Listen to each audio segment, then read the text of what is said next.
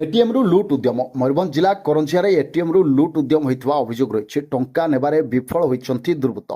ताटमझी छकरे थिबा indices ATM counter रे राति रे घटिछि एभली घटना सटर भांगी भीतर को पशिबा सह एटीएम मेसिन भांगी टंका लुटिबाकू उद्यम करथिले दुर्बृत्त तबे एटीएम रु टंका नेबारे सफल होई पारि नांती करंजिया थाना अंतर्गत ताटमझी छकरे थिबा इंडिकेस एटीएम काउंटर रे दुर्बृत्तक आतंक देखिबाकू मिलिछि राति अधरे एटीएम काउंटर रो सटर भांगी भीतर को पशिथिले जणे दुर्बृत्त यापरे एटीएम मेसिन को भांगी टंका लुटिबाकू मध्य उद्यम करथिले तबे उद्यम विफल होइथिबा जला पड़िछि एटीएम रु टंका नै पारि नथिबा बेले करंजिया पुलिस घटनास्थल रे पहुंची छानबीन आरंभ करिछि एटीएम काउंटर रे लागिथिबा सीसीटीवी फुटेज को पुलिस जांच करुछि फुटेज आधार रे दुर्बृत्त को चिन्हट करबाकू मध्य तदंत जारी रहिछि एनै करंजिया थाना रे केस नंबर 321/2026 रे एक मामला रुजु होइछि घटनार अधिक तदंत पई साइंटिफिक टीम मध्य घटनास्थल रे पहुंची तदंत आरंभ करिछि एटीएम रु कोनोसी टंका लुट होइछि कि नाही एवं एई घटना पछरे किए किए सामिल अछंती से नै पुलिस रो तदंत